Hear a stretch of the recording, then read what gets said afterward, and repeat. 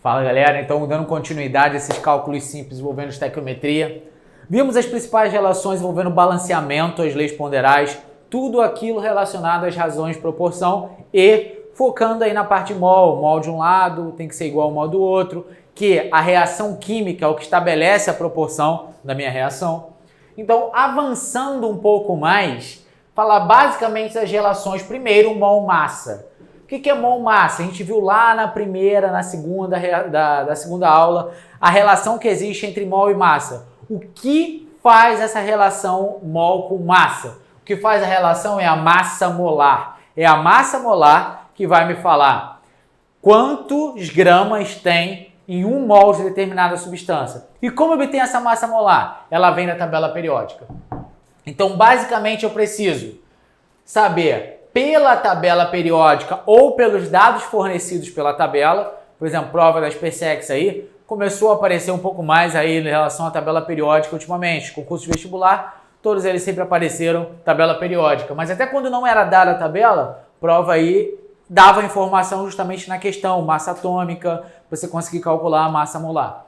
Então, primeira coisa, precisamos retirar os dados da tabela relacionados a cada elemento. Desse tipo, em cada molécula, eu estou compondo 1 mol dessa molécula. Então, fiz essa relação. Isso vai ser primordial para conseguir fazer essa relação mol-massa. Quando eu trabalho a relação mol-volume, eu preciso ter noção. E outro tópico importante que a gente está comentando toda hora, a CNTP, condições normais de temperatura e pressão. Quando eu olho CNTP, eu estou falando de uma mistura que tem envolvendo um ou vários componentes gasosos, porque são os gases que sofrem esse efeito. Então, na CNTP, 1 mol de gás, estou falando aqui de um gás, ele possui 22,4 litros, certo? Lembrando, temperatura de 273 Kelvin, né, 0 Celsius, e pressão de 1 atm. Essa relação é importante, porque na hora que a gente obtiver a quantidade de mols, a gente consegue achar o volume de um gás baseado nessa relação. Pô, Gorito, se tiver ou não tiver a temperatura de 273,15 Kelvin, né? Ou não tiver a pressão de 1 atm, o que eu faço? Aí vocês vão ter que calcular pelo estudo dos gases, que a gente vai estar vendo aí numa aula mais à frente, como achar a quantidade de volume ocupado por 1 mol de gás baseado em outras condições que não sejam a CNTP, certo? Mas fica aí para um outro momento. Então, basicamente, temos essas duas relações. Como eu faço para comparar elas? Diretamente no problema relacionado à minha reação química. Lembrando, como eu faço para poder obter a massa molar? Como eu faço para obter a massa molar? Vou retirar esses dados que são dados aí da tabela periódica. Retirei tudo da tabela periódica. Tendo isso em mãos, vou começar a aplicar. Quantos carbonos eu tenho na molécula? Então, eu tenho 1. Então, vai ficar 1 vezes. Qual é a massa do carbono? 12. Oxigênio, eu tenho 2. 2 vezes a massa do oxigênio. 16. Então, qual seria a massa molar dessa substância? Ficaria 12 mais 32. Isso aí está dando 44 gramas por mol. Da onde eu tirei isso? Tabela e um cálculo simples relacionado à proporção. Outra molécula importante. Ácido sulfúrico. Tenho 2 hidrogênios, cada hidrogênio tem massa igual a 1. Enxofre, quanto é o do enxofre? Acabou que eu não coloquei aqui, mas o do enxofre, 32 gramas por mol. Então eu tenho 1 vezes 32, mais 4 vezes 16. Se eu fizer essa conta, vai ficar 2 mais 32 mais 64. Isso vai dar uma massa de 98 gramas por mol. Lembrando que o ácido sulfúrico é um ácido importante que cobra muito em questões por serem um ácido bastante utilizado até como catalisador de algumas reações químicas. NaCl, eu tenho um sódio, o sódio massa 23, mais um cloro, massa 35,5. Então isso aqui vai dar 23 mais 35,5, resultado 58,5 gramas por mol. Então é assim que a gente calcula a massa molar. E como a gente utiliza a massa molar na conta? Simples. Se eu tenho 58 gramas de alguma coisa, nesse caso de NaCl, em 1 mol, tantos mols, vou ter X gramas. Então, começa a fazer essa relação com massa, certo? Como entraria isso quando eu estou trabalhando problemas que envolvam a utilização de massa e como relacionar com o mol? A gente vai ver agora na questão. Questão aí falando de um isótopo. Os isótopos representados contidos nos cartões Paulo e Gabriela podem reagir entre si formando os óxidos de lítio. Segunda reação, ele está me dando a reação, só que a reação ele já me deu balanceada, já aliviou aí que a gente não precisa nem balancear a reação. Mas se quiser conferir para ver se não tem nenhum erro, 4 lítios, 2 oxigênios, tudo tranquilo. Não precisa se preocupar com o balanceamento. A massa de lítio necessária para reagir completamente 3,2 kg de oxigênio. Ele está me dando as massas molares. Como eu faço para fazer essa relação? Na hora que ele me dá a reação já balanceada e ele me fala a proporção já que existe, ó, ele está fazendo a relação entre quem? Vamos identificar as espécies. Massa de lítio necessária. Então ele está falando deste cara para reagir com oxigênio.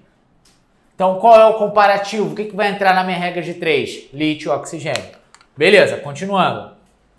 O que eu preciso agora? Achar as massas molares. A do lítio, ele só tem um, vai direto, né? Então eu tenho proporção estequiométrica, massa do lítio, 7. Só que quantos mols de lítio eu tenho? 4. Então esse coeficiente, ele entra multiplicando a massa, para poder estabelecer a proporção. Oxigênio, eu só tenho 1 na frente. Então, 1 vezes... Qual é a massa de O2? Cada oxigênio tem a massa 16. Como são 2, a massa vai ser 32. Pronto. Já estabeleci relação de proporção entre lítio e oxigênio. Então, eu tenho 1 vezes a 32, que é a massa do oxigênio. Beleza. O que eu preciso fazer agora que eu já tenho a proporção estequiométrica formada? Tenho que relacionar a massa pedida. Essa massa não é de oxigênio? Ele é componente embaixo componente. Ele vai entrar aqui, que é abaixo de lítio, ou abaixo do oxigênio? Vai entrar abaixo de oxigênio. Eu não estou falando tudo de grama até agora? Então aqui vai ter que ser grama. Então quantos gramas ele está me falando? Se são 3,2 quilos, eu estou falando de 3.200 gramas. Para quanto de lítio? Montei minha regra de 3, certo? Na hora que eu monto a minha regra de 3, proporção direta. Continuando, 32x vai ser igual a 4 vezes 7 vezes 3.200. 32 foi dividindo, eu vou ficar com... Simplificando a minha reação, fiquei com 100 aqui em cima para poder obter a minha resposta. Então, 4 vezes 7, 28, vezes 100, acrescentei 2 zeros. Isso é a massa em gramas de lítio, mas ele está querendo em quilograma. Então, isso aqui vai dar 2,8 quilogramas de lítio, gabarito letra C, tá certo? Então, questão importante que a gente está falando já começar a trabalhar a ideia de massa da estequiometria. Próxima questão importante aí que a gente vai ver, relacionando estequiometria, seria... Então, galera, mais uma questãozinha falando de estequiometria. Reação química da produção de fosfina pode ser representada. Ele me deu uma reação que já está previamente balanceada. E ele está falando o quê? Considerando que toda a massa de fosfeto de alumínio reagiu com água a rendimento de 100%, ou seja, tudo virou produto. Beleza? Rendimento de 100%, a gente não precisa se preocupar agora. E ele está me dando volume, ó, 30 litros por mol. Só que esse volume não é apresentado na CNTP. As condições experimentais eram outras, então ele tem que me dar a relação que existe entre volume e quantidade de mols. E está me dando as massas molares. Só uma observação aí, massa do alumínio é 27. Só esse equívoco aí na massa do alumínio. Então, como eu faço para montar? A questão me disse que eu tenho 3 toneladas de fosfeto de alumínio. Então ele está falando que tem 3 toneladas disso aqui. E ele quer saber o volume aproximado de fosfina liberada. Só que, como ela está no estado gasoso, eu posso fazer essa relação do estudo dos gases, certo? Então, como eu faço para poder montar esse processo? Primeira coisa, massa desse fosfeto de alumínio. O que eu tenho? Se eu tenho um alumínio e um fósforo, vai ficar massa molar desse cara será igual a 1 vezes a massa do alumínio mais 1 vezes a massa do fósforo. Então, essa massa vai dar 58 gramas por mol. Beleza?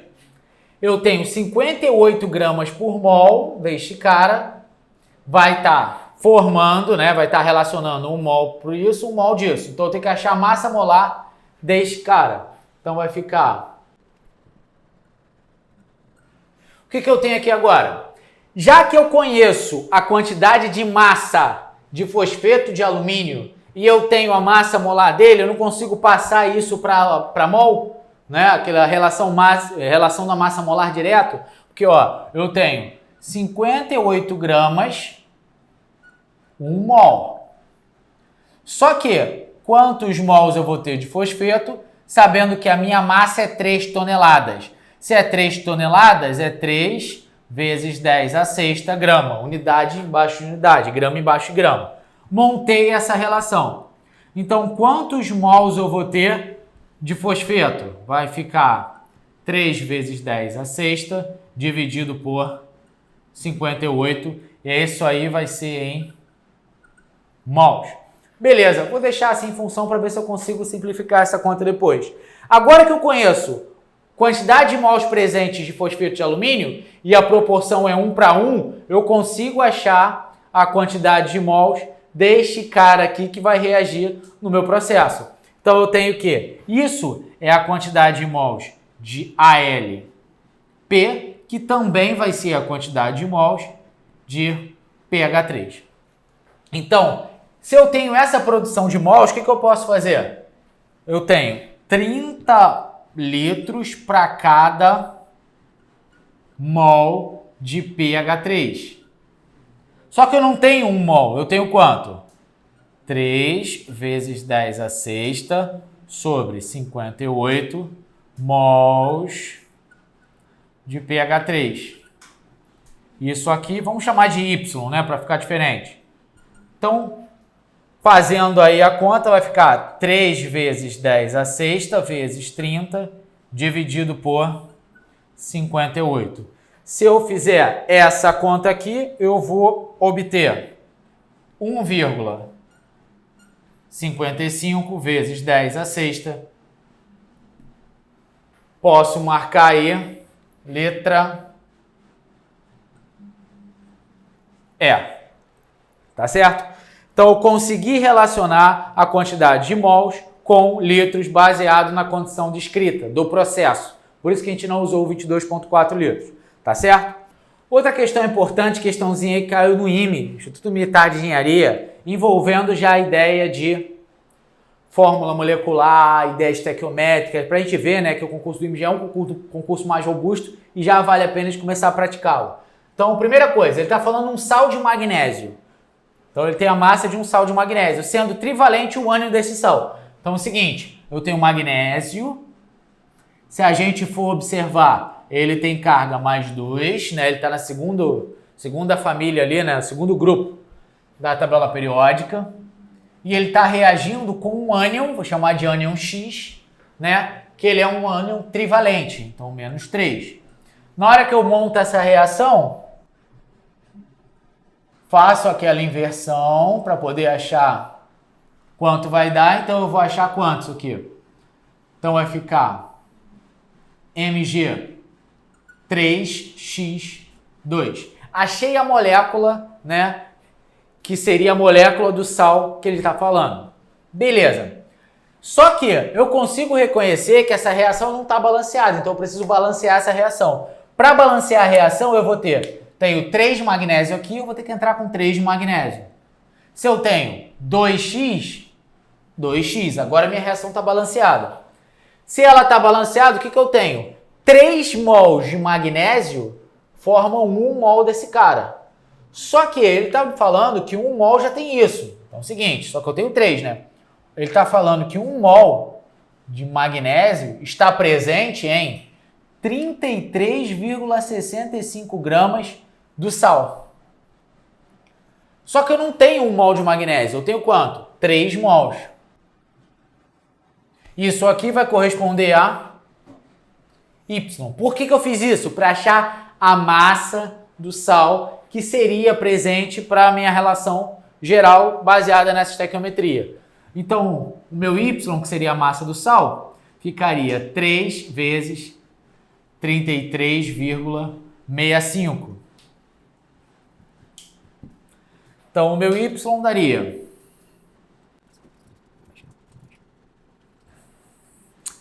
100,95 gramas. Então, essa é a massa, né, do meu sal baseada nessa estequiometria. Beleza. Só que essa massa, que seria a massa do sal, ela é composta de quê? Essa massa, ela está ligada a 3 vezes a massa molar do magnésio, mais 2 vezes a massa molar do componente X. Então, o que eu vou fazer aqui agora? 100,95 vai ser igual a 3 vezes a massa molar do magnésio. Quanto é a massa molar do magnésio que ele está me dando? 24,31. Mais 2 vezes a massa molar de X. 2 vezes a massa molar do que eu quero, certo? Então, 2 vezes a massa X vai ser igual a 100,95 menos 3 vezes 24,31. Tudo isso dividido por 2. Então, eu consegui obter a relação que eu preciso fazer para poder calcular a massa molar do componente X. E isso aqui vai dar 14,01 grama por mol. Gabarito aí, letra B, certo? Questãozinha do IME fala justamente do processo estequiométrico. Qual é o grande diferencial? Você tem que descobrir qual era o elemento baseado no ânion trivalente que ele me falou, tá certo? Então essas aí são as questões que a gente preparou para vocês relacionadas à estequiometria.